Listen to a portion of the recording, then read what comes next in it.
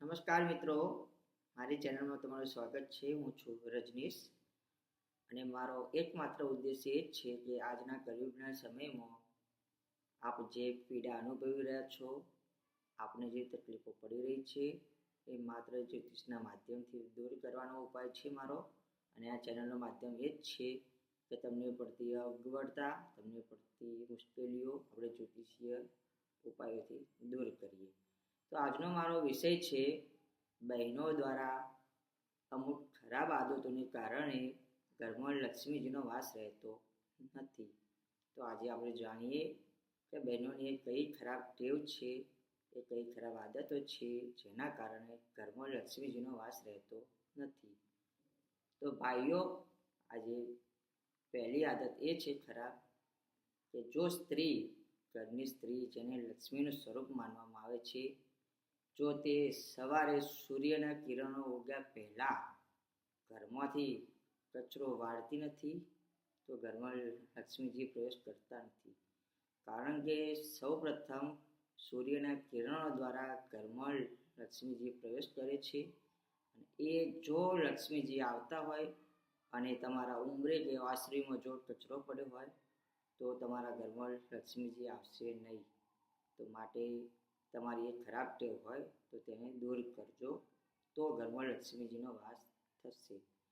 બીજી ખરાબ ટેવ એ છે કે તમારા ઘરમાં જે કંઈ પુરુષો હોય, તમારા દીકરા હોય, તમારા પતિ હોય, એને સવારે વહેલા નોકરી જવાનું હોય, ગમે તેટલું વહેલા નોકરી જવાનું હોય, તેમ છતાં જો સ્ત્રી, તમારા ઘરની સ્ત્રી જો વહેલા ઉઠીને ડાયરેક્ટ સીધા રસોડામાં પ્રવેશ કરે છે તો એ ઘોર પાપ કરે છે માની લેવું. કારણ કે રસોડું એ માતા અન્નપૂર્ણાનો વાસ કહેવાય છે. રસોડામાં ડાયરેક્ટ સ્ત્રીએ જવું ના જોઈએ, સ્નાન કર્યા વગર બિલકુલ જવું ના જોઈએ. અને તમે આ ટેવ, આ તમારી ખરાબ ટેવના કારણે ઘરમાં લક્ષ્મીજીનો વાસ રહેતો નથી. ત્રીજી ખરાબ ટેવ એ છે કે ઘરમાં દરેક સ્ત્રીએ પતિનું માન સન્માન જાળવવું જોઈએ અને પતિએ પણ સ્ત્રીનું માન સન્માન જાળવવું જોઈએ. કારણ કે સનાતન ધર્મમાં સતયુગમાં સ્ત્રીને લક્ષ્મીજી તરીકે માનવામાં આવેલા છે. જે ઘરમાં સ્ત્રી, બેટી, એની મા, દીકરી, પત્નીનું અપમાન થાય છે ત્યાં લક્ષ્મીજીનો વાસ રહેતો નથી. જે ઘરમાં કંકાસ રહે છે ત્યાં લક્ષ્મીજીનો વાસ રહેતો નથી. જે ઘરમાં અધર્મનો પૈસો આવે છે ત્યાં લક્ષ્મીજીનો વાસ રહેતો નથી. જો તમારામાં આ ખરાબ ટેવ હોય તો તમે કાઢી નાખજો. કારણ કે લક્ષ્મીજી માત્ર ને માત્ર સારા કર્મોથી જ આવે છે, કોઈ ખરાબ કૃત્યોથી લક્ષ્મીજી આવતા નથી.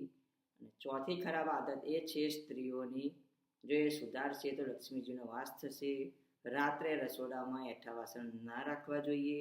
જો તમારા ઘરમાં એઠા વાસણ હશે તો લક્ષ્મીજીનો વાસ રહેશે નહીં. કારણ કે રસોડું એ માતા અન્નપૂર્ણાનો વાસ કહેવામાં આવે છે. પાણિયારા ઉપર તમારા પિતૃઓનો વાસ ગણવામાં આવે છે. મોટાભાગના મંદિરો, દેવોના ફોટા એ રસોડામાં જ હોય છે. માટે તમને મારી એક સલાહ છે કે જો તમારા ઘરમાં લક્ષ્મીજીનો વાસ જોઈતો હોય, લક્ષ્મીજી જોઈતા હોય, પૈસા જોઈતા હોય, સુખ સમૃદ્ધિ જોઈતી હોય તો આટલી ટેવો સુધારશો. જય માતાજી. મારી ચેનલ ગમે તો સબસ્ક્રાઈબ કરજો, લાઈક કરજો, શેર કરજો, જેથી મારા આવનારા નવા વિડીયો તમારા સુધી પહોંચી શકે. જય માતાજી, જય હનુમાન દાદા, જય હરસિદ્ધિ માં.